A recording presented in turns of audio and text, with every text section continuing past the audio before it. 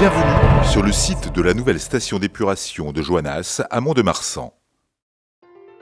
Afin de répondre aux perspectives d'urbanisation de ce territoire amené à se développer dans les années à venir, la ville de Mont-de-Marsan, à travers sa régie de l'eau, a décidé de construire une nouvelle station d'épuration en remplacement de la station existante, vétuste et plus assez performante. Dimensionnée pour 55 000 équivalents habitants, la nouvelle station présente de nombreux avantages. Une filière de traitement adaptée aux caractéristiques particulières des effluents, liées notamment à l'activité agroalimentaire du secteur, et modulable en fonction des variations de charge en entrée. Un traitement épuratoire par bois activé et faible charge, permettant d'excellents rendements sur l'abattement de la pollution carbonée et azotée. La réduction des sous-produits par codigestion, la valorisation énergétique de la totalité du biogaz produit en biométhane réinjecté sur le réseau GRDF, le recours aux énergies renouvelables par la récupération de chaleur des effluents traités pour le réchauffage des bouts du digesteur et le chauffage des locaux techniques. Les effluents sont interceptés au niveau de l'actuel ouvrage d'arrivée et transférés vers un nouveau poste de relevage implanté à proximité. Admis dans une chambre de sécurité qui permet de piéger les gaz nocifs, les effluents se déversent ensuite dans une fosse à bâtard qui retient les éléments volumineux, cailloux, briques. De là, les effluents sont dirigés vers deux canaux en parallèle afin d'extraire au moyen de deux dégrilleurs droits automatiques les déchets dont la taille est supérieure à 30 mm. Les déchets extraits sont égouttés et convoyés vers une benne de stockage. Une fois pré-dégrillés, les effluents transitent dans le poste de relevage, équipé de 4 pompes de transfert des effluents vers la nouvelle station, avec comptage intermédiaire jusqu'à un débit maximal de 1050 m3/h. En complément des effluents bruts, la nouvelle station est équipée pour recevoir des matières extérieures appelées produits exogènes.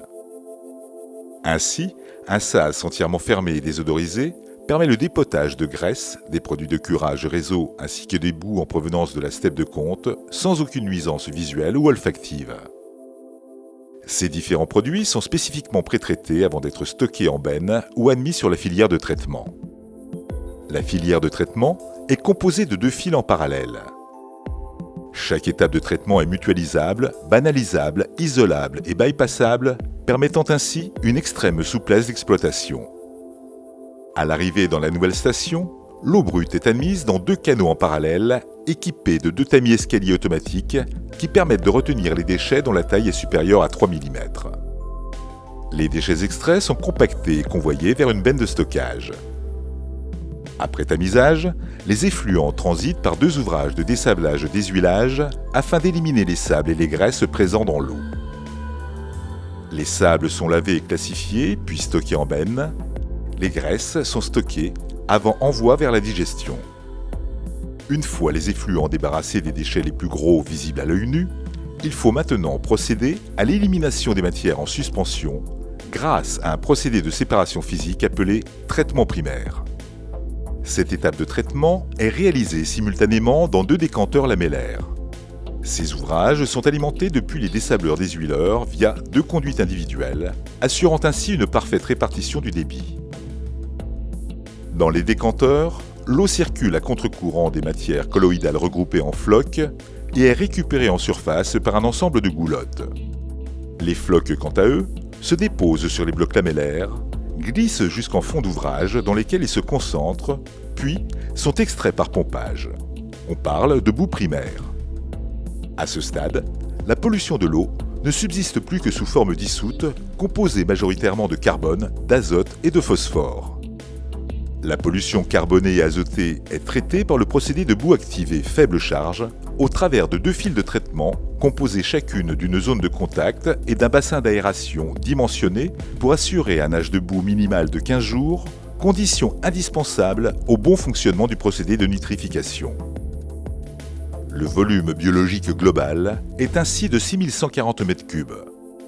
Pour atteindre ce volume, sans pour autant modifier l'emprise au sol des ouvrages, la galerie centrale initialement prévue a été supprimée. Les bassins sont alimentés en air par le biais de 3 compresseurs à vis à haut rendement énergétique qui alimentent des diffuseurs fines bulles en fond d'ouvrage. Une injection de chlorure ferrique complète le traitement pour l'élimination du phosphore. L'élimination de la pollution dissoute par les bactéries entraîne leur multiplication et donc un accroissement de la concentration en biomasse.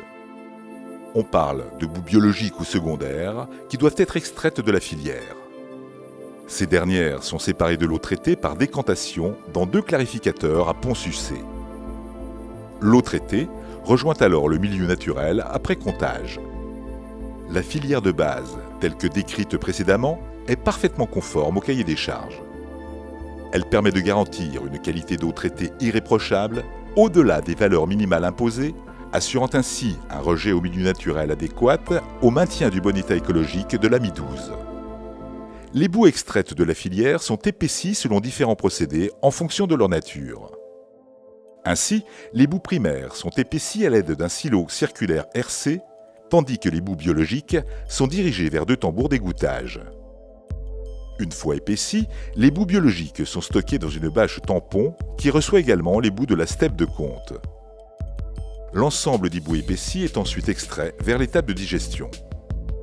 L'installation de digestion est composée d'une bâche amont digestion, d'un digesteur de 1350 m3, d'une bâche à bout digérée et d'un stockage de biogaz appelé gazomètre. Une fois digérées, les boues sont acheminées vers l'étape de déshydratation composée de 2 presses à vis. Une fois débarrassées d'un maximum d'eau, les boues déshydratées sont stockées en benne. Le procédé biologique de digestion anaérobie des boues permet la transformation d'une partie des sous-produits en biogaz. Le biogaz est extrait en partie haute du digesteur, puis stocké dans un gazomètre d'une capacité de 450 m3. Le biogaz produit est tout d'abord pré-traité pour le débarrasser des composés indésirables tels que l'H2S, dioxyde de soufre, et les COV, composés organiques volatiles, puis épuré par une technologie membranaire permettant d'éliminer le CO2, dioxyde de carbone qu'il contient, et enfin odorisé.